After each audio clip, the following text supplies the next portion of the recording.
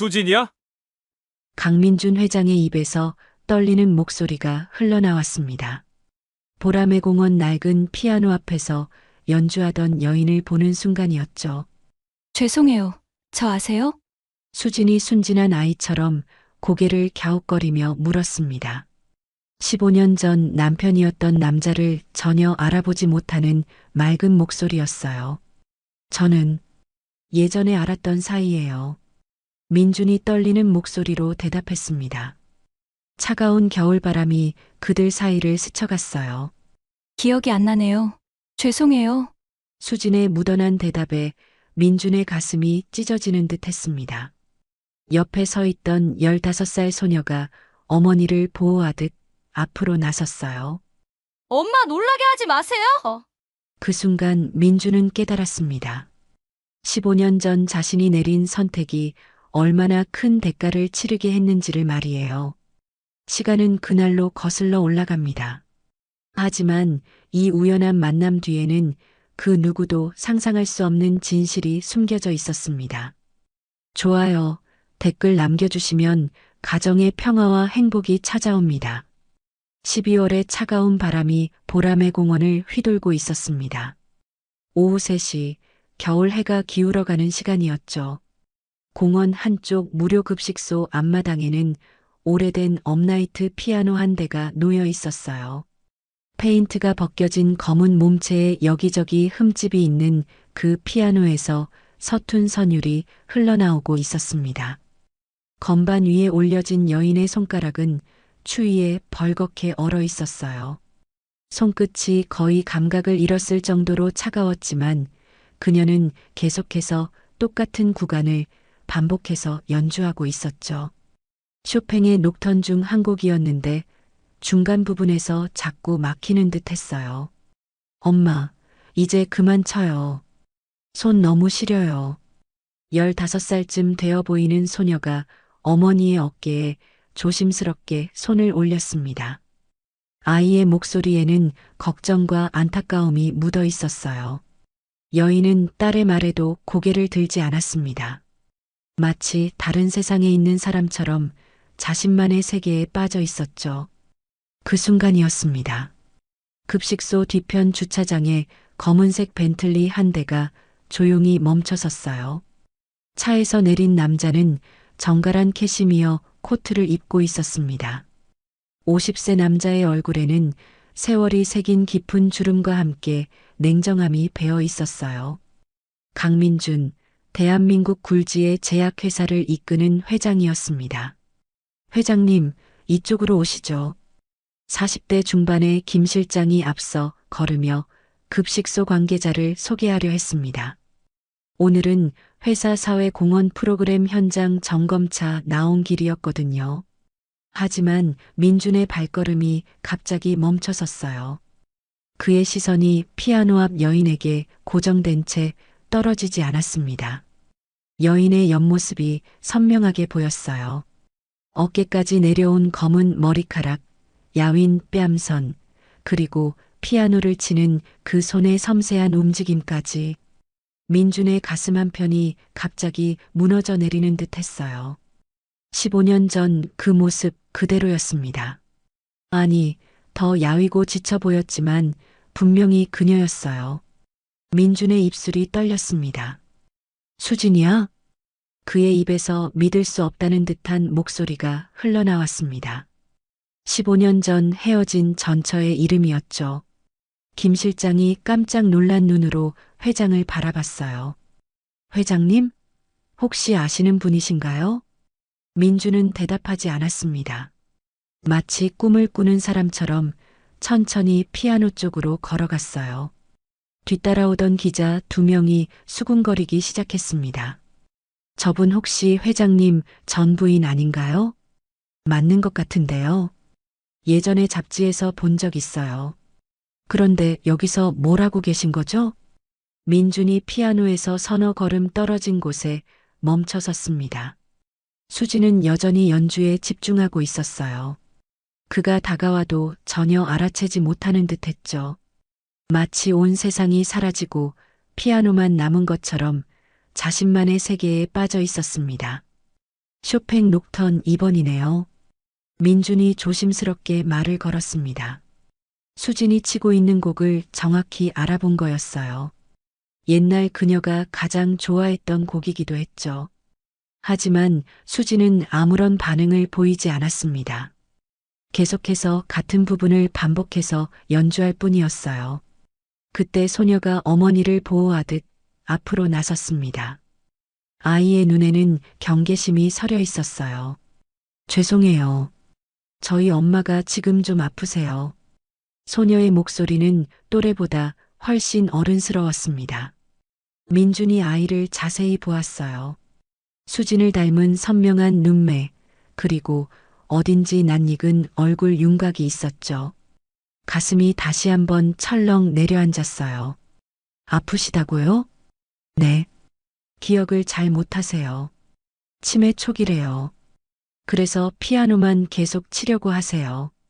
소녀의 담담한 설명에 민준의 얼굴이 굳어졌습니다. 수진이 치매에 걸렸다는 말이 가슴에 비수처럼 꽂혔어요. 그런데 이 아이는 누구일까요? 나이로 봐서는 자신이 헤어진 후에 태어났을 텐데. 그런데 이 아이는? 전 강지안이에요. 엄마 딸이고요. 강지안. 자신의 성을 가진 아이였습니다. 민준의 머릿속이 복잡해졌어요. 15년 전 어머니가 보여준 친자 확인서가 떠올랐죠. 바람이 더 세게 불기 시작했습니다.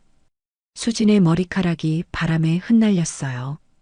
민주는 반사적으로 자신의 코트를 벗으려다가 손을 멈췄습니다. 15년 전 자신이 내린 냉정한 결정이 떠올랐거든요. 회장님, 일정이 빠듯하신데요. 김 실장이 시계를 보며 조심스럽게 말했습니다. 하지만 민주는 꼼짝도 하지 않았어요. 그저 수진이 연주하는 모습을 넋을 잃고 바라볼 뿐이었죠. 피아노 소리가 갑자기 멈췄습니다. 수진이 손을 건반에서 떼고 멍하니 앞을 바라봤어요. 그리고 고개를 들어 민준을 바라봤죠. 그 순간 둘의 시선이 마주쳤습니다. 누구세요? 수진이 순진한 아이처럼 고개를 갸웃거리며 물었습니다. 한때 남편이었던 남자를 전혀 알아보지 못하는 맑은 목소리였어요. 민준의 가슴이 무너져 내렸죠. 저는 민준이 입을 열려던 순간 급식소에서 할머니 한 분이 나오셨습니다. 70대 중반쯤 되어 보이는 할머니는 손에 따뜻한 수건을 들고 계셨어요. 지안아, 엄마 손 좀 받으려. 이렇게 춥다가 동상 걸리겠어. 할머니가 다정하게 수진의 손을 잡고 호호 불어주셨습니다. 수진이 아이처럼 순순히 따랐어요. 할머니는 민준을 힐끗 보더니 지안에게 속삭였습니다. 저분들 누구야? 모르겠어요, 할머니. 그냥 구경하시는 것 같아요. 민준은 그들의 대화를 들으며 주먹을 꽉 쥐었습니다. 15년 전 자신이 버린 사람들이 이런 곳에서 이렇게 힘겹게 살고 있다는 현실을 도저히 받아들일 수 없었어요. 회장님, 정말 가보셔야 할 것 같은데요. 김 실장의 재촉에 민준이 마지못해 돌아섰습니다. 하지만 몇 걸음 가다가 다시 뒤를 돌아봤죠. 수진과 지안이 할머니와 함께 급식소 안으로 들어가는 모습이 보였어요. 수진이 할머니 손을 잡고 아이처럼 따라가는 뒷모습이 가슴을 후벼 팠습니다. 차 안에서 민주는 말없이 창밖을 바라봤습니다. 15년 전 그날의 기억이 파노라마처럼 떠올랐어요. 어머니가 내민 친자 확인서, 그리고 자신이 내린 냉혹한 결정까지. 그때는 가문을 위한 선택이라고 생각했었죠. 그런데 지금 그 결과를 마주하니 온몸이 무너져 내리는 기분이었습니다. 과연 자신이 옳은 선택을 한 것일까요? 벤틀리가 공원을 떠나며 백미러로 보이는 급식소가 점점 작아졌습니다. 15년 전 봄날이었습니다. 보라매동 골목길에 자리한 작은 피아노 학원에서 맑은 연주 소리가 흘러나오고 있었어요. 이수진이 아이들에게 바이에를 가르치고 있는 시간이었죠. 29살의 그녀는 비록 가난했지만 음악에 대한 열정만큼은 누구보다 뜨거웠습니다. 그날 오후 학원 문이 조심스럽게 열렸어요. 정장 차림의 젊은 남자가 들어섰죠. 33살의 강민준이었습니다. 그는 근처 요양병원에 입원한 할아버지를 문병하고 나오는 길이었어요. 실례합니다. 혹시 성인 레슨도 받을 수 있을까요? 민준의 정중한 질문에 수진이 고개를 들었습니다. 두 사람의 시선이 마주쳤어요. 민준은 순간 말을 잃었죠. 수진의 맑은 눈빛과 은은한 미소에 마음이 흔들렸거든요. 물론이죠. 어떤 곡을 배우고 싶으세요? 특별히 정한 건 없고요. 제가 음악을 잘 모르거든요. 수진이 피아노 앞에 앉아 쇼팽의 녹턴을 연주하기 시작했습니다. 아름다운 선율이 작은 학원을 가득 채웠어요. 민주는 넋을 잃고 그 연주에 빠져들었죠. 어떠세요? 정말 아름답네요. 사람의 온기를 닮은 음악이에요. 민준의 진심 어린 말에 수진의 뺨이 살짝 붉어졌습니다. 그렇게 두 사람의 인연이 시작되었어요. 레슨은 일주일에 2번씩 이어졌습니다. 민주는 결코 피아노에 재능이 있는 사람은 아니었지만 수진을 만나는 것 자체가 기뻤어요. 수진 역시 정중하고 따뜻한 그에게 조금씩 마음을 열어갔죠. 선생님은 어떻게 피아노를 시작하게 되셨어요? 아버지가 피아니스트셨거든요. 어릴 때부터 아버지 연주를 들으며 자랐죠. 지금도 연주하세요? 수진의 표정이 잠깐 어두워졌습니다. 돌아가셨어요. 제가 18살 때요. 그래서 더 열심히 피아노를 쳐야겠다고 생각했어요. 민준이 조심스럽게 그녀의 손을 덮었습니다. 따뜻한 온기가 전해졌어요. 석 달 후 민준이 용기를 내어 고백했습니다. 수진 씨, 저와 사귀어 주시겠어요?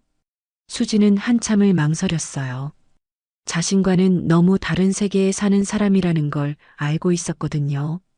하지만 민준의 진실한 마음을 거부할 수 없었죠. 네, 좋아요. 두 사람의 사랑은 빠르게 깊어졌습니다. 민준은 수진에게 자신의 진짜 신분을 털어놓았어요. 실은 제가 강민준 제약 회장 아들이에요. 숨겨서 죄송해요. 수진이 깜짝 놀랐지만 민준에 대한 마음은 변하지 않았습니다. 상관없어요. 당신이 누구든 제게는 그냥 민준 씨예요. 1년 후 두 사람은 결혼을 결심했습니다. 하지만 민준의 어머니 강 여사는 단호하게 반대했어요. 민준아, 내가 미쳤구나. 그런 집안 계집애와 결혼한다고? 어머니, 수진이는 좋은 사람이에요. 직접 만나보시면 알 수 있어요. 좋은 사람? 피아노나 치는 계집애가 우리 가문에 어울린다고 생각하니? 강 여사의 반대에도 불구하고 민주는 결혼을 강행했습니다. 작은 예식장에서 조촐한 결혼식을 올렸어요. 수진의 어머니만 참석한 쓸쓸한 결혼식이었죠. 결혼 첫날 밤 수진은 민준의 집으로 이사했습니다.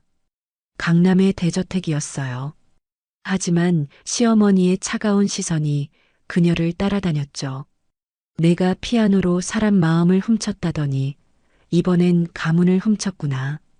강 여사의 싸늘한 말에 수진은 고개를 숙였습니다. 하지만 묵묵히 참았어요. 민준을 사랑했고 곧 태어날 아이를 위해서라도 견뎌야 했거든요. 임신 소식을 들었을 때 민준은 정말 기뻐했습니다. 정말이야? 우리에게 아이가? 네, 벌써 2달이에요. 민준이 수진을 꼭 안아주었어요.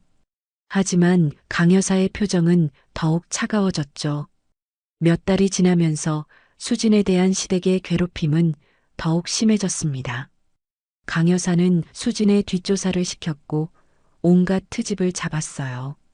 식사 예절도 모르고 손님 접대도 엉망이야. 도대체 어떻게 키워진 거야? 수진은 모든 걸 참아냈습니다. 아이를 위해서였어요. 하지만 임신 7개월째 충격적인 일이 벌어졌죠. 어느 날 저녁 강 여사가 수진을 서재로 불렀습니다. 수진아, 내가 알아야 할 것이 있어. 강 여사가 서류 한 장을 내밀었어요. 친자 확인서였죠. 이게 뭐예요? 임신 중 양수 검사를 통해 확인해뒀어. 민준이 사용하던 칫솔을 채취해 대조했지. 혹시 모르잖니? 수진이 서류를 자세히 보았습니다. 거기에는 충격적인 결과가 적혀 있었어요. 친자 불일치 99.9%. 이게 무슨 말이에요? 이런 검사가 어떻게 가능해요? 요즘 의학기술이 발달해서 가능한 거야. 내 뱃속 아이는 민준이 아이가 아니라는 뜻이지. 수진의 얼굴이 창백해졌습니다. 말도 안 되는 일이었어요. 민준 외에는 다른 남자와 관계를 가진 적이 없었거든요. 이건 거짓말이에요. 절대 그럴 리 없어요. 거짓말? 내가 지금 거짓말을 하고 있는 거 아니야? 그때 민준이 서재로 들어왔습니다. 강 여사가 서류를 민준에게 건넸어요. 민준아, 이걸 봐. 민준이 서류를 읽는 동안 침묵이 흘렀습니다. 그의 얼굴이 점점 굳어갔어요. 이게 정말이야? 물론이지. 정확한 검사 결과야. 민준이 수진을 바라봤습니다. 그의 눈에는 의심과 배신감이 서려 있었어요. 수진아, 이게 정말 내 아이 맞아? 수진의 가슴이 무너져 내렸습니다. 사랑하는 남편이 자신을 의심하고 있었어요. 당신 아이가 맞아요. 다른 사람과는 한 번도. 그럼 이 검사 결과는 뭐야? 민준의 목소리가 점점 차가워졌습니다. 수진이 눈물을 흘리며 애원했어요. 민준 씨, 저를 믿어주세요. 정말 당신 아이예요. 하지만 민준은 더 이상 수진을 바라보지 않았습니다. 강 여사가 만족스러운 표정으로 말했어요. 이제 어떻게 할 거니, 민준아? 그날 밤 민준은 서재에서 나오지 않았습니다.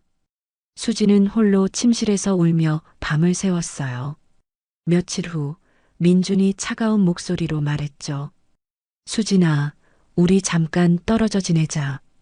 민준 씨, 아이가 태어난 후에 다시 검사해보고 얘기하자. 수진의 세상이 무너져 내렸습니다. 사랑하는 남편이 자신을 버리는 순간이었어요. 수진이 병원에 실려간 것은 그 충격적인 대화가 있던 바로 다음 날이었습니다. 임신 7개월의 몸으로 쓰러진 그녀는 의식을 잃은 채 응급실로 향했어요. 민주는 급히 병원으로 달려왔지만 의사의 진단을 듣고 당황했죠. 급성 스트레스로 인한 기억장애가 온 것 같습니다. 일시적일 수도 있고 장기적일 수도 있어요. 기억장애요? 네, 최근 기억부터 점진적으로 사라지는 경우가 많습니다. 특히 스트레스와 관련된 기억들이 우선적으로 지워지죠. 의사의 설명에 민준의 얼굴이 굳었습니다. 수진이 깨어났을 때 그녀는 정말로 기억을 잃어버린 상태였어요. 여기가 어디예요? 수진이 천진난만한 표정으로 주위를 둘러봤습니다. 마치 처음 보는 곳에 온 아이처럼 순수한 눈빛이었어요. 수진아, 나 알아봐? 민준이야. 민준이 조심스럽게 다가가며 물었습니다. 하지만 수진은 고개를 갸웃거렸어요. 민준이요? 누구세요? 그 순간 민준의 가슴이 무너져 내렸습니다.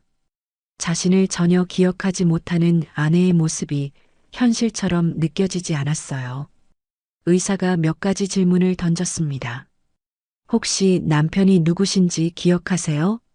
수진이 잠깐 생각하더니 미소를 지었어요. 잘 모르겠어요. 그냥 어떤 사람이었나 봐요. 좋은 사람이었을 것 같긴 한데.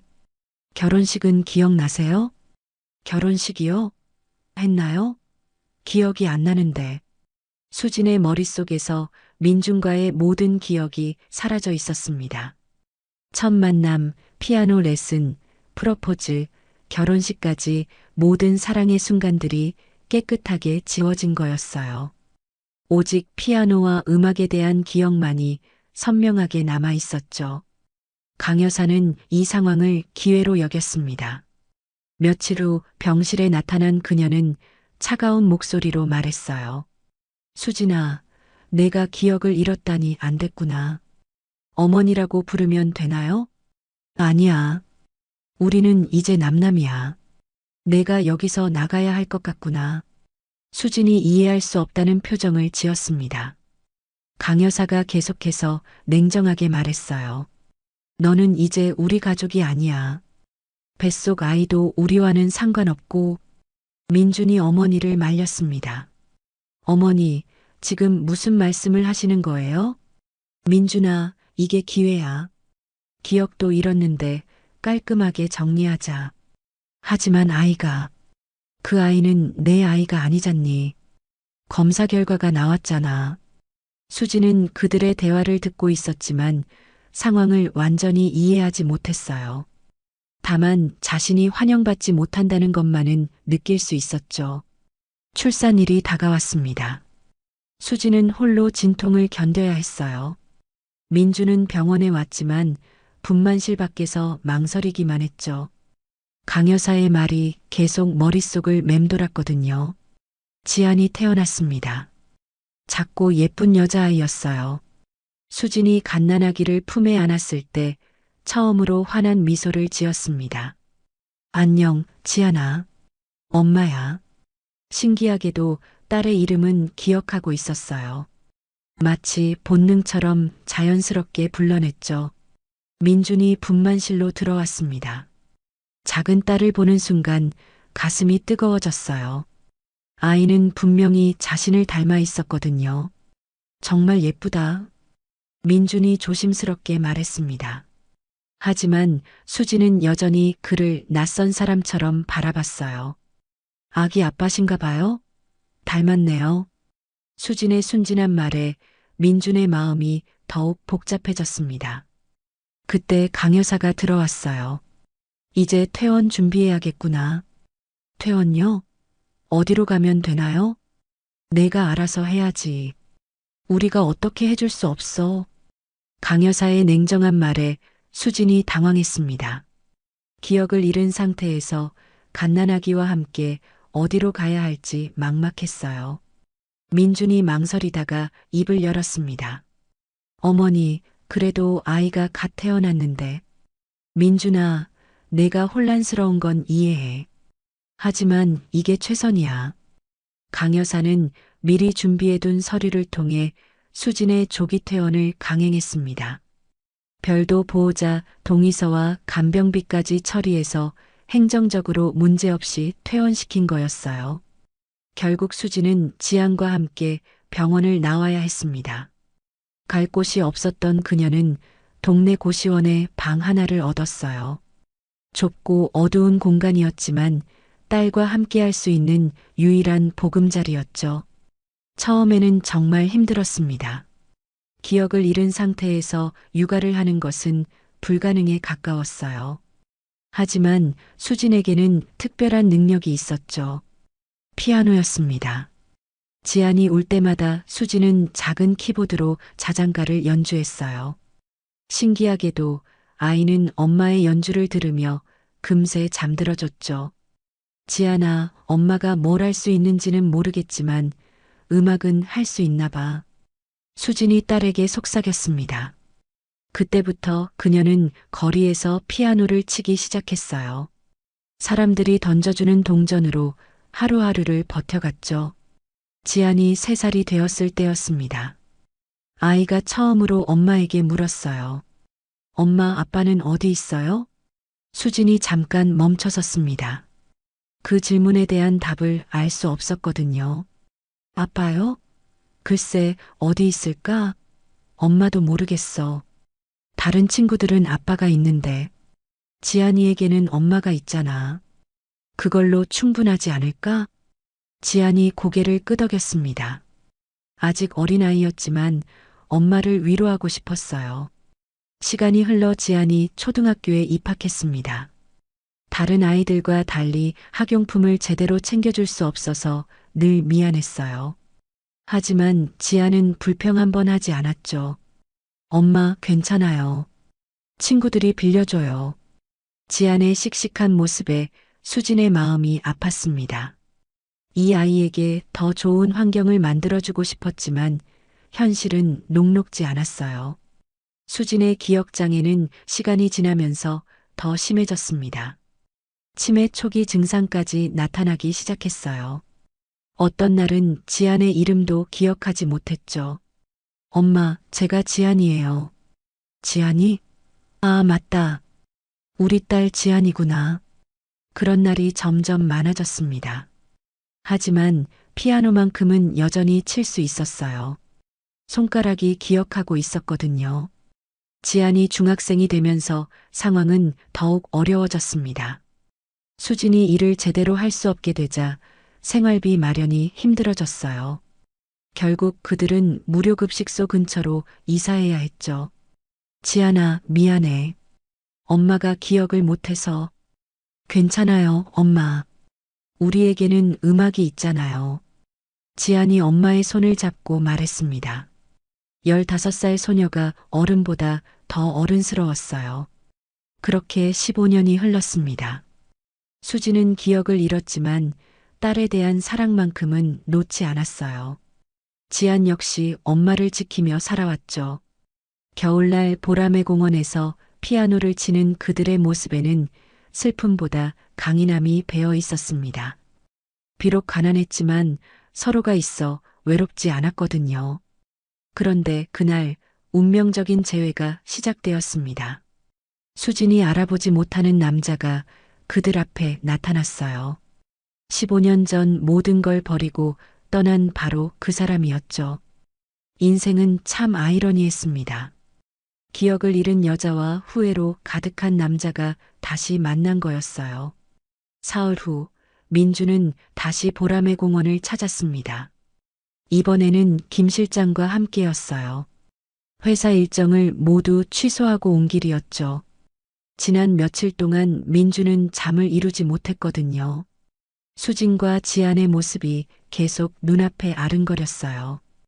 회장님, 정말 가시는 건가요? 김 실장이 조심스럽게 물었습니다. 민준이 고개를 끄덕였어요. 확실히 해야겠어. 그 아이가 정말 내 딸인지. 만약 그렇다면 어떻게 하실 생각이신가요?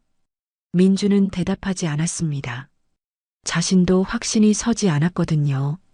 15년 전 자신이 내린 결정이 옳았는지 의문이 들기 시작했어요. 공원에 도착했을 때 수지는 피아노 앞에 앉아 있었습니다. 이번에는 혼자가 아니었어요. 무료급식소에서 온 아이들 서너 명이 둘러싸고 있었죠. 수진이 동요를 연주하자 아이들이 함께 노래를 부르고 있었어요. 산토끼 토끼야, 어디로 가느냐? 맑은 아이들의 목소리와 수진의 연주가 어우러져 아름다운 화음을 만들어냈습니다. 민주는 그 모습을 보며 걸음을 멈췄어요. 수진의 얼굴에 환한 미소가 피어 있었거든요. 어머, 언니 정말 잘 쳐요. 8살쯤 되어 보이는 여자아이가 수진에게 말했습니다. 수진이 아이의 머리를 쓰다듬어 주었어요. 고마워. 너도 피아노 배우고 싶어?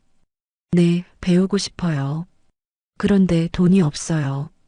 아이의 순진한 대답에 수진이 웃음을 지었습니다. 괜찮아. 언니가 가르쳐 줄게. 그때 지안이 급식소에서 나왔습니다. 손에는 따뜻한 핫팩 몇 개를 들고 있었어요. 얘들아, 이거 가져가. 지안이 아이들에게 핫팩을 나누어 주었습니다. 아이들이 고맙다며 웃었어요. 15살 지안이 다른 아이들을 돌보는 모습이 어른스러웠죠. 민준이 천천히 다가갔습니다. 김 실장이 뒤따라왔어요. 수진이 연주를 멈추고 고개를 들었습니다. 저번에 왔던 분이네요. 수진이 민준을 알아봤습니다.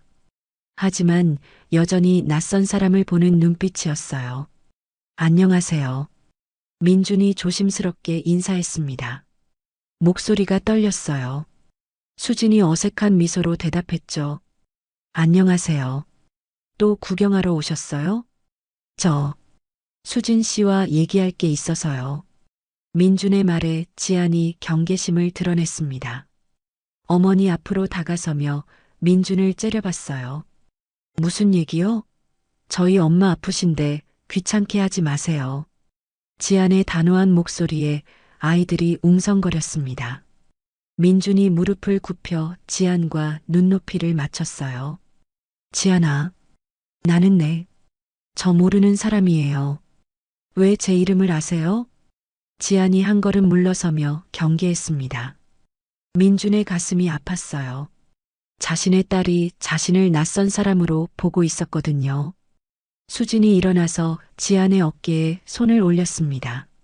지안아, 괜찮아. 나쁜 사람 같지는 않아. 하지만 엄마, 괜찮다고. 수진이 민준을 바라봤습니다. 순수한 눈빛이었어요. 죄송해요. 제가 기억을 잘 못해서. 혹시 저 아세요? 민준의 목이 메었습니다. 한때 남편이었던 남자를 전혀 기억하지 못한다는 현실이 가슴을 찔렀어요. 네. 아니, 예전에 알았던 사이예요. 그래요? 어떻게 알았던 사이인가요? 수진의 묻어난 질문에 민준은 말을 잃었습니다. 어떻게 설명해야 할지 막막했어요. 김 실장이 뒤에서 지켜보며 안타까워했습니다. 회장의 고통스러운 표정이 역력했거든요. 저는 수진 씨의 남편이었어요. 민준이 떨리는 목소리로 말했습니다. 수진이 눈을 깜빡이며 고개를 갸웃거렸어요. 남편이었다고요? 저 결혼했었나요? 네, 15년 전에요. 수진이 잠깐 생각하는 듯 했습니다. 하지만 아무것도 떠오르지 않는 듯 고개를 저었어요. 기억이 안 나네요. 죄송해요. 지안이 갑자기 화를 냈습니다. 거짓말하지 마세요. 저희 엄마한테 남편 같은 거 없었어요. 지안아, 엄마는 혼자서 저를 키우셨어요. 아빠 없이도 잘 살았다고요. 지안의 목소리가 점점 커졌습니다. 주변 아이들이 놀라서 뒤로 물러섰어요. 민준이 지안에게 천천히 다가갔습니다. 지안아, 내 말 좀 들어봐. 나는 정말 싫어요. 가세요. 지안이 소리쳤습니다. 그리고 민준의 가슴을 밀어냈어요. 민준이 휘청거렸죠. 지안아. 수진이 놀라서 딸을 말렸습니다. 하지만 지안은 멈추지 않았어요. 이 사람 나쁜 사람이에요. 엄마 놀라게 하고. 그게 아니야, 지안아. 나는. 민준이 다시 입을 열려 했습니다. 그때 자신도 모르게 진실이 흘러나왔어요. 나는 내 아빠야. 그 말이 공원에 울려 퍼졌습니다. 모든 것이 조용해졌어요. 아이들도 수진도 모두 민준을 바라봤죠. 지안의 얼굴이 창백해졌습니다. 뭐라고요? 지안아, 나는 정말 내 아버지야. 민준의 목소리가 떨렸지만 진심이 담겨 있었습니다. 지안이 고개를 저었어요. 거짓말이에요. 제 아빠는 없어요. 엄마가 그랬어요. 수진이 혼란스러워했습니다.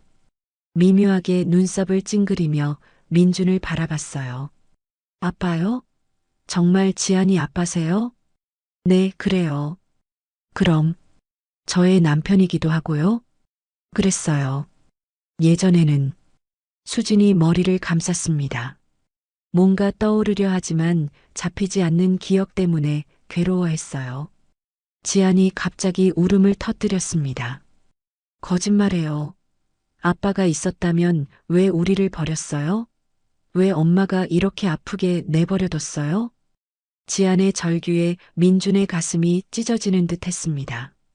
아이의 말이 모두 맞았거든요. 지안아, 그건. 가세요. 지금 와서 아빠라고 하지 마세요. 지안이 어머니의 손을 잡고 일어섰습니다. 엄마 가요. 이상한 사람이에요. 수진이 민준을 마지막으로 한번 바라봤습니다. 그 눈빛에는 혼란과 아픔이 섞여 있었어요. 죄송해요. 저희 가볼게요. 수진과 지안이 급식소 쪽으로 걸어갔습니다. 민주는 그 뒷모습을 바라보며 주먹을 쥐었어요. 김 실장이 다가와 조심스럽게 말했습니다. 회장님, 일단 돌아가시죠. 김 실장. 네, 회장님. 내가 정말 나쁜 아버지였구나. 민준의 목소리에는 깊은 후회가 묻어 있었습니다. 김 실장이 대답하지 못했어요. 그날 밤 민준은 서재에서 오래된 앨범을 꺼냈습니다. 수진과 함께 찍은 사진들이 있었어요. 행복했던 시절의 기록들이었죠. 마지막 장에는 갓 태어난 지안의 사진이 있었습니다. 병원에서 찍은 것이었어요. 자신이 아이를 처음 본 그날의 사진이었죠. 민준이 사진을 오래 바라봤습니다.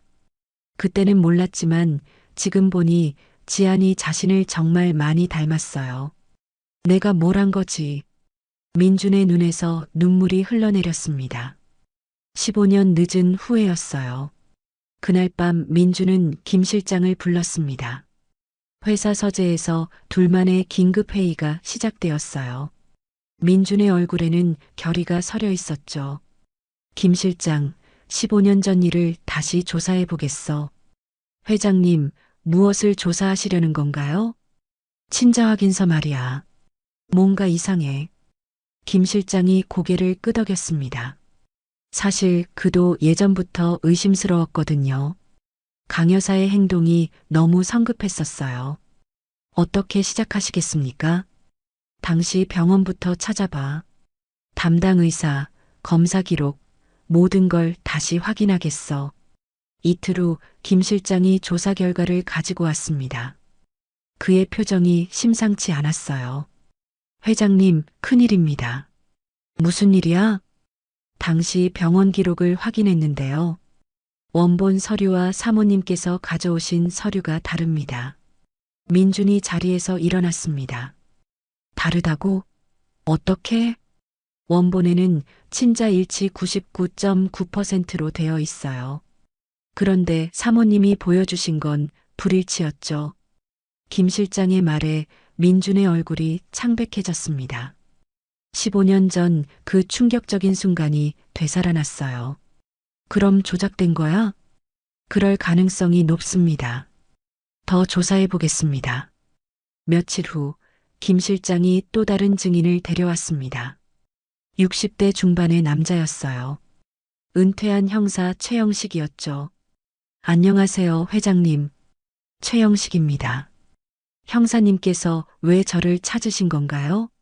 최영식이 무거운 표정으로 입을 열었습니다. 15년 전 일로 말씀드릴 게 있어서요. 제가 당시 이 사건을 담당했거든요. 사건이요? 병원 서류 위조 사건 말입니다. 강 여사께서 의뢰하신. 민준의 가슴이 철렁 내려앉았습니다. 어머니가 정말로 서류를 조작했다는 뜻이었어요. 최영식이 계속해서 설명했습니다. 강 여사께서 저에게 상당한 돈을 주시며 부탁하셨어요. 친자 확인서를 바꿔달라고. 얼마나 확실한 거예요? 100%입니다. 제가 직접 병원 관계자들과 연결해 드렸거든요. 원본은 분명히 친자 일치였어요. 민준이 주저앉았습니다. 머릿속이 하얗게 비워지는 듯 했어요. 15년 전 수진의 눈물, 지안의 울음소리가 생생하게 떠올랐죠. 그럼 지안이는 회장님의 친딸이 맞습니다. 최영식의 확답에 민준의 손이 떨렸습니다. 자신이 얼마나 큰 실수를 했는지 깨달았거든요. 왜 이제야 말씀하시는 거예요? 죄책감 때문이었습니다. 15년 동안 마음이 편하지 않았어요. 무고한 가족이 흩어진 걸 보고만 있었거든요. 최영식의 고백에 민준이 고개를 숙였습니다. 모든 것이 어머니의 계획이었던 거였어요. 김 실장이 조심스럽게 말했습니다. 회장님, 이제 어떻게 하시겠습니까? 모든 걸 바로 잡아야지. 민준의 목소리에는 확고한 의지가 담겨 있었습니다. 그날 밤 민준은 어머니의 서재로 향했습니다. 강 여사는 응접실에서 차를 마시고 계셨어요. 어머니, 왜? 밤늦게 민준이 조사 자료를 테이블에 내려놓았습니다. 강 여사의 표정이 굳어졌어요. 이게 뭐니? 15년 전 일입니다. 친자 확인서 조작 사건. 강 여사가 잠깐 당황했지만 금세 냉정을 되찾았습니다. 무슨 소리야? 조작이라니. 원본은 친자 일치였어요. 어머니가 바꾸신 거죠. 증거라도 있어? 민준이 최영식의 진술서를 보여줬습니다. 강 여사의 얼굴이 점점 굳어갔어요. 그래, 내가 했다. 그게 어쨌다는 거야? 강 여사가 태연하게 인정했습니다. 민준이 믿을 수 없다는 표정을 지었어요. 어머니, 어떻게 그러실 수 있어요? 가문을 위해서야. 그런 계집애가 우리 가문에 들어올 순 없었어. 하지만 지안이는 제 딸이에요. 그래서 더 문제였지. 그 계집애가 낳은 아이가 우리 대를 이을 수는 없어. 강 여사의 냉정한 말에 민준의 분노가 치솟았습니다. 어머니는 무고한 사람들의 인생을 망쳤어요. 무고하다고? 그 계집애가 내 돈을 노린 거 아니야? 수진이는 그런 사람이 아니에요. 민준의 목소리가 커졌습니다. 강 여사가 차갑게 웃었어요. 지금 와서 후회해봤자 소용없어. 이미 끝난 일이야. 아직 끝나지 않았어요. 제가 모든 걸 바로잡겠습니다. 민준이 일어서며 단호하게 말했습니다. 강 여사가 냉소적으로 대답했어요. 어떻게? 그 계집애는 이미 기억도 없는데. 그래도 해야 할 일은 해야죠. 민준이 서재를 나가려던 순간 강 여사가 불렀습니다. 민준아. 네. 후회하게 될 거야. 그 계집애 때문에 가문이 망할 수도 있어. 민준이 뒤돌아보며 말했습니다. 어머니야말로 가문을 망치신 거예요. 그날 밤 민준은 어머니의 금고를 열었습니다. 거기에는 병원에서 빼돌린 친자 확인서 원본이 보관되어 있었어요. 친자 일치 99.9%라고 선명하게 적혀 있었죠. 민준이 그 서류를 손에 들고 오래 바라봤습니다. 이 한 장의 종이 때문에 세 사람의 인생이 완전히 바뀌었던 거였어요. 지안아, 아빠가 정말 미안해. 민준이 혼잣말로 중얼거렸습니다. 이제 진실을 밝혀야 할 때였어요. 다음 날 아침 민준은 김 실장에게 지시했습니다. 수진이와 지안이에게 연락해봐. 만나서 얘기하고 싶다고. 어떻게 접근하시겠습니까? 정직하게. 모든 진실을 털어놓겠어. 민준의 결심은 확고했습니다. 15년 늦었지만 이제라도 옳은 일을 해야겠다고 다짐했어요. 봉인되었던 진실이 세상 밖으로 나올 준비가 되었습니다. 민준은 그날 밤 중요한 결정을 내렸습니다. 15년 동안 침묵해왔던 진실을 세상에 알리기로 한 거였어요. 다음 날 오전 그는 김 실장에게 지시했죠. 기자회견을 준비해줘. 회장님, 정말 하시는 건가요? 해야 할 일이야. 더 이상 미룰 수 없어. 김 실장이 걱정스러운 표정을 지었습니다. 하지만 민준의 의지는 확고했어요. 이틀 후 강민준 제약 본사 대회의실에서 기자회견이 열렸습니다. 수십 명의 기자들이 몰려들었어요. 회장이 갑작스럽게 기자회견을 연다는 소식에 언론이 술렁였거든요. 민준이 단상에 올라섰습니다.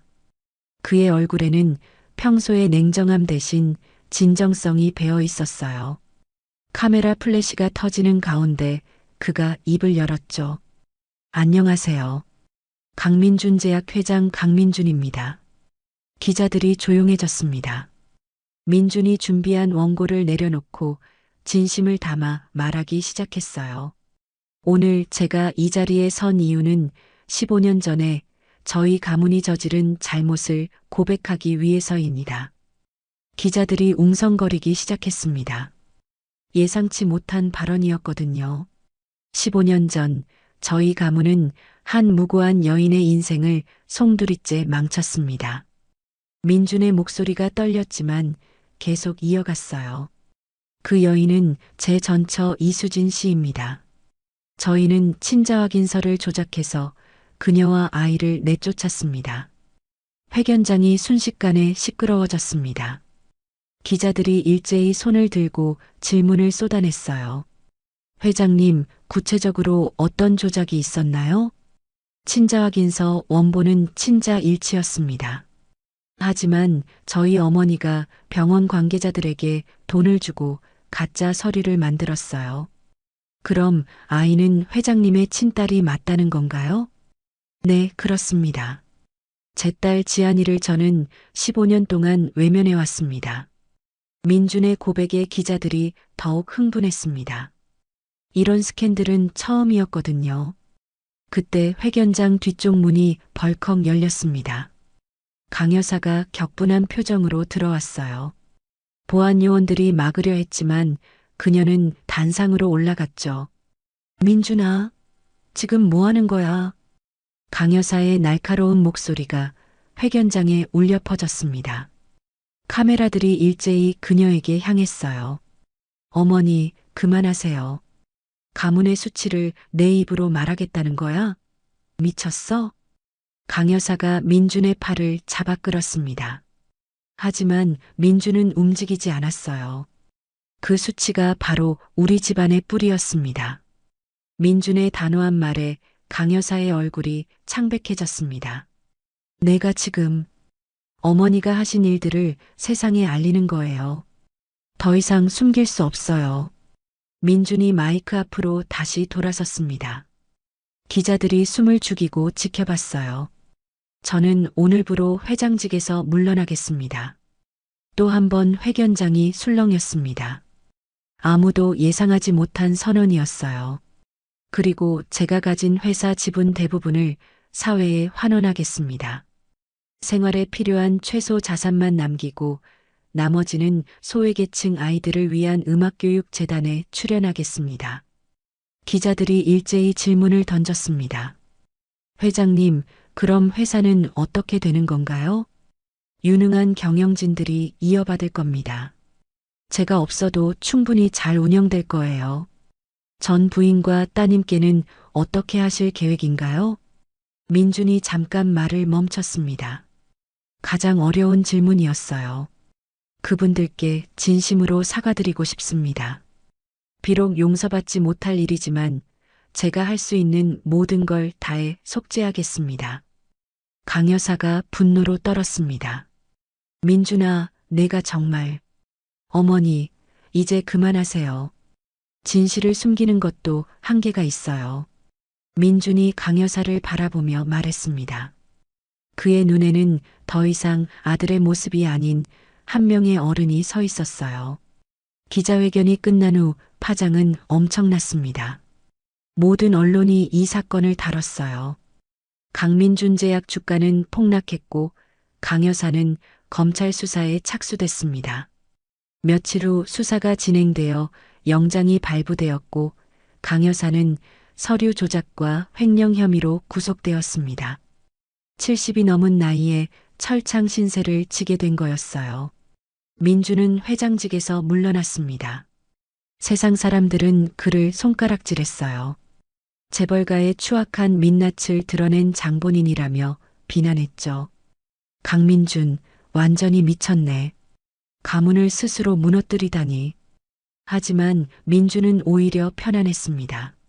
15년 동안 짊어지고 살았던 무거운 짐을 드디어 내려놓은 기분이었어요. 김 실장이 사직서를 내려 했지만 민준이 만류했습니다. 새로 오는 경영진을 도와줘. 회사는 계속 잘 돌아가야 해. 회장님은 어떻게 하실 건가요? 나는 잃어버린 가족을 되찾아야지. 민준의 말에 김 실장이 고개를 끄덕였습니다. 며칠 후 민준은 작은 아파트로 이사했습니다. 강남의 대저택을 떠나 평범한 동네로 온 거였어요. 생전 처음 경험하는 일상이었죠. 슈퍼마켓에서 장을 보고 지하철을 타고 평범한 식당에서 밥을 먹었습니다. 모든 게 새로웠어요. 이제야 사람답게 숨 쉬는 것 같아. 민준이 혼잣말로 중얼거렸습니다. 돈과 권력으로 포장된 삶이 아닌 진짜 자신의 모습을 찾아가고 있었어요. 하지만 가장 중요한 일이 남아 있었습니다. 수진과 지안에게 진실을 말하고 용서를 구하는 일이었죠. 민주는 매일 보람의 공원을 찾았습니다. 멀리서나마 그들의 모습을 지켜봤어요. 다가가고 싶었지만 아직 용기가 나지 않았거든요. 어떻게 시작해야 할지, 어떤 말로 사과해야 할지 고민이 깊어갔습니다. 하지만 분명한 건 이제 더 이상 도망칠 수 없다는 거였어요. 세상은 그를 비난했지만 민주는 후회하지 않았습니다. 비로소 옳은 길을 걷고 있다는 확신이 있었거든요. 그런데 아직 모든 것이 끝난 건 아니었습니다. 강여사의 측근들이 여전히 그를 위협하고 있었고 회사 내부에서도 반발이 거셌어요. 진짜 싸움은 이제 시작인지도 몰랐죠. 기자회견 이후 한 달이 흘렀습니다. 민주는 매일 보람의 공원을 찾았어요. 하지만 이번에는 다른 목적이 있었죠. 공원 관리사무소를 찾아가 한 가지 제안을 했거든요. 낡은 피아노를 새 걸로 바꿔드리고 싶습니다. 정말이세요? 그런데 왜요? 개인적인 사연이 있어서요. 많은 사람들이 좋은 음악을 들었으면 해서요. 관리사무소 직원이 흔쾌히 동의했습니다. 개인 재산 일부는 법적으로 보호된 상태였기에 이런 기증은 충분히 가능했어요. 일주일 후 보람의 공원에는 새로운 업라이트 피아노가 설치되었습니다. 광택이 나는 검은 몸체의 아름다운 음색을 가진 피아노였죠. 민주는 피아노 조율사와 함께 마지막 점검을 했습니다. 정말 좋은 소리네요. 야외용으로는 최고급이에요. 50대 초반의 조율사가 건반을 두드리며 말했습니다. 감사합니다. 이 피아노로 많은 사람들이 행복해졌으면 좋겠어요. 건반은 부서져도 다시 소리 낼 수 있어요. 음악이라는 게 그런 거죠. 조율사의 말에 민준이 고개를 끄덕였습니다. 깊은 의미가 담긴 말이었어요. 그날 오후 수진과 지안이 공원에 나왔습니다. 새로운 피아노를 본 수진의 눈이 반짝였어요. 와, 정말 예쁘다. 누가 바꿔놓은 거지? 지안이 피아노 옆에 붙은 작은 명패를 읽었습니다. 음악을 사랑하는 모든 분들께 익명의 기증자 올림. 수진이 조심스럽게 건반을 눌러봤습니다. 맑고 깨끗한 소리가 울려 퍼졌어요. 소리가 정말 좋네. 오랜만에 제대로 된 피아노를 만났어. 그때 민준이 나타났습니다. 평상복 차림에 따뜻한 커피 2잔을 들고 있었어요. 안녕하세요. 수진이 고개를 들어 민준을 바라봤습니다. 이제는 낯선 사람은 아니었어요. 지난 한 달 동안 계속 마주쳤거든요. 안녕하세요. 오늘도 산책 나오셨어요? 네, 그리고 이거 드시려고요. 민준이 커피를 건넸습니다. 수진이 고맙다며 받았어요. 지아는 여전히 경계하는 눈빛이었지만 예전만큼 적대적이지는 않았죠. 새 피아노 어떠세요? 정말 좋아요. 소리가 천사 같아요. 수진이 환하게 웃으며 말했습니다. 민준의 가슴이 따뜻해졌어요. 한 곡 연주해 보시겠어요? 뭘 칠까요? 쇼팽 녹턴은 어떠세요? 민준의 제안에 수진이 고개를 끄덕였습니다. 그녀가 건반에 손을 올리자 아름다운 선율이 흘러나왔어요. 예전보다 더 깊고 성숙한 연주였죠. 민준이 피아노 옆 벤치에 앉았습니다. 수진의 연주를 들으며 15년 전 그날을 떠올렸어요. 처음 만났던 작은 피아노 학원에서 들었던 바로 그 곡이었거든요. 연주가 끝나자 수진이 민준을 바라봤습니다. 어떠셨어요? 정말 아름다웠어요. 마음이 따뜻해지네요. 고마워요. 칭찬해 주셔서. 수진의 순수한 미소에 민준의 마음이 아팠습니다. 이 사람이 자신 때문에 얼마나 고생했는지 생각하니 견디기 어려웠어요. 그때 수진이 다시 건반을 눌렀습니다. 이번에는 다른 곡이었어요. 이 노래 익숙하네요.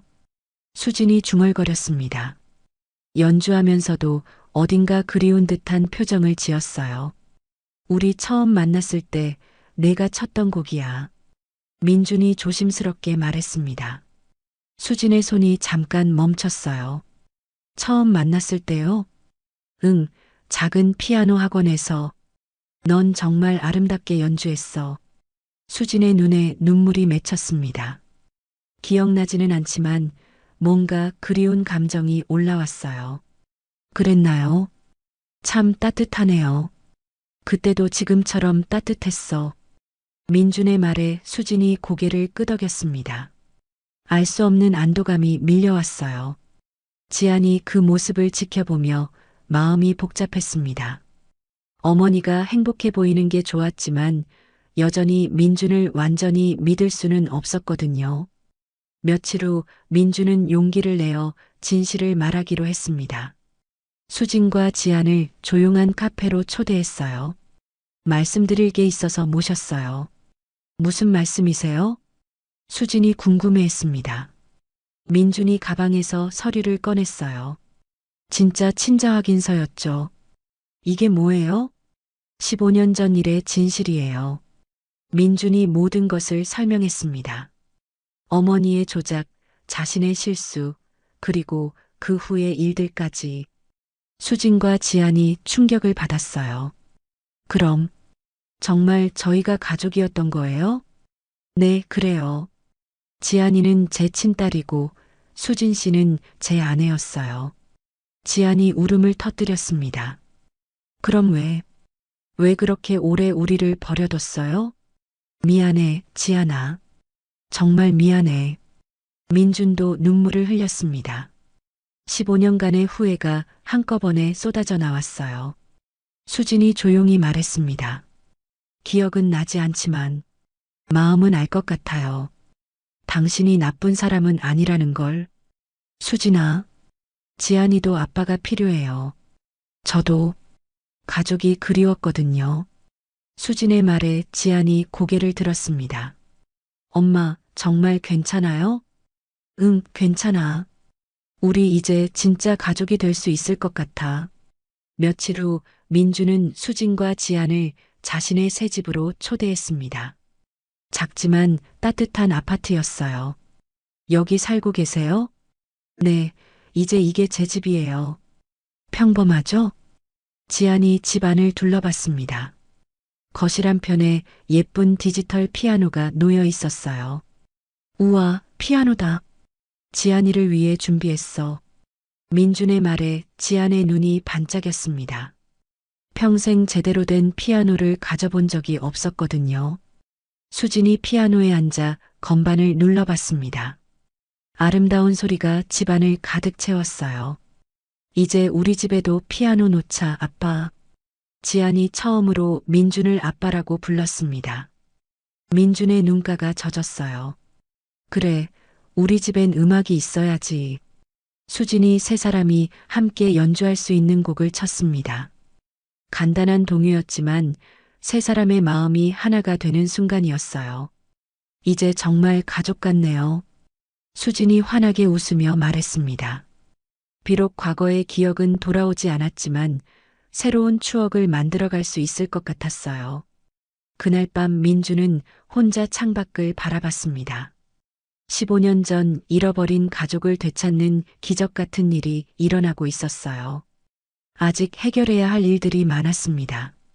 수진의 치료, 지안의 교육, 그리고 새로운 삶의 기반 마련까지. 하지만 이제는 혼자가 아니었어요. 진짜 가족의 시작이었습니다. 아파트에서 지낸 지 반년 민주는 통학과 치료를 고려해 작은 단독주택으로 다시 이사했습니다. 따뜻한 봄 햇살이 그 작은 단독주택의 거실을 가득 채우고 있었어요. 창가에는 하얀색 업라이트 피아노가 자리하고 있었습니다. 재벌가의 대저택과는 비교할 수 없을 만큼 작았지만 따뜻한 온기로 가득했어요. 주방에서는 된장찌개 끓는 소리가 보글보글 들려왔습니다. 민준이 앞치마를 두르고 국물관을 보고 있었죠. 50대 남자가 요리하는 모습은 어색했지만 진지했어요. 간이 어떨까? 민준이 혼잣말로 중얼거렸습니다. 요리를 배운 지 얼마 되지 않아 아직은 서툴렀어요. 하지만 가족을 위해 직접 만든 음식을 차려주고 싶었거든요. 거실에서는 수진이 피아노를 치며 콧노래를 부르고 있었습니다. 6개월 전보다 훨씬 안정된 모습이었어요. 규칙적인 치료와 가족의 돌봄 덕분에 치매 증상도 많이 호전되었죠. 라라라라라라. 수진의 맑은 콧노래가 집안에 울려 퍼졌습니다. 그녀가 연주하는 곡은 단순하지만 아름다웠어요. 이 곡은 마음이 참 편해져요. 수진이 민준을 돌아보며 말했습니다. 민준이 앞치마를 벗으며 그녀 옆에 앉았어요. 그래, 내가 만들어준 노래야. 제가 만든 거예요? 기억은 안 나지만 손이 알아서 움직이네요. 수진이 신기해하며 웃었습니다. 민준이 그 모습을 바라보며 미소를 지었어요. 예전처럼 수진을 기억하고 사랑한다고 말할 수는 없었지만 이 평온한 일상이 감사했거든요. 그때 지안이 교복을 입고 2층에서 내려왔습니다. 16살이 된 지안은 예전보다 훨씬 밝아져 있었어요. 이제는 또래 아이들처럼 학교 생활을 즐기고 있었죠. 엄마, 아빠, 안녕하세요. 지안이 환하게 웃으며 인사했습니다. 아빠라는 호칭도 이제는 자연스러웠어요. 우리 지안이 오늘 예쁘네. 수진이 딸을 바라보며 말했습니다. 지안이 부끄러워하며 머리를 만졌어요. 엄마, 오늘 학교에서 피아노 발표회가 있어요. 꼭 오세요. 정말? 우리 지안이가 연주하는 거야? 민준이 놀라며 물었습니다. 지안이 고개를 끄덕였어요. 네, 쇼팽 녹턴을 칠 거예요. 엄마가 가르쳐 주신 곡이에요. 그럼요, 우리 지안이 자랑스러워요. 수진이 딸의 손을 잡으며 말했습니다. 지안이 기뻐하며 엄마를 안았어요. 엄마 덕분에 피아노를 이렇게 잘 칠 수 있게 됐어요. 지안이가 워낙 재능이 있어서 그래.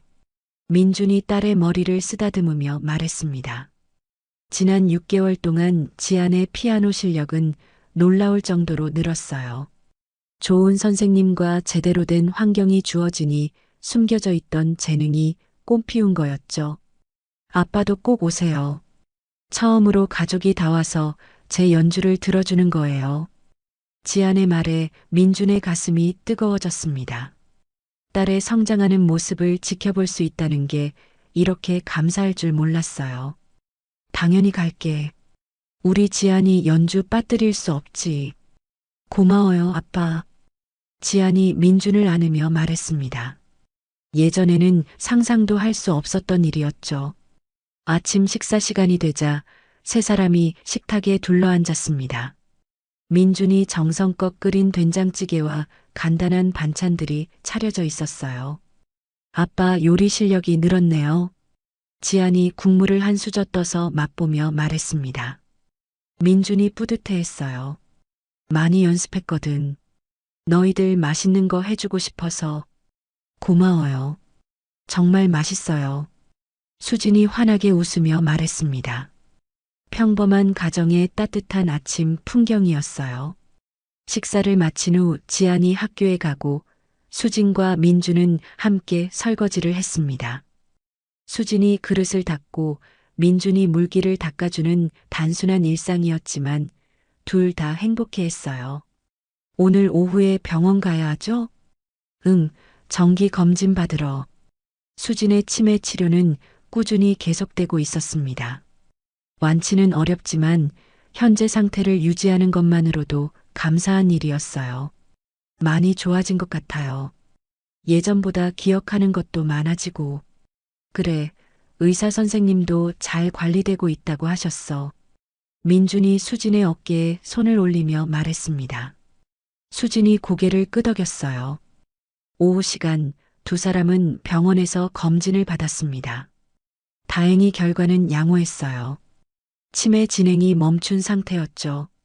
가족의 돌봄이 큰 도움이 되고 있어요. 앞으로도 꾸준히 관리하시면 될 것 같습니다.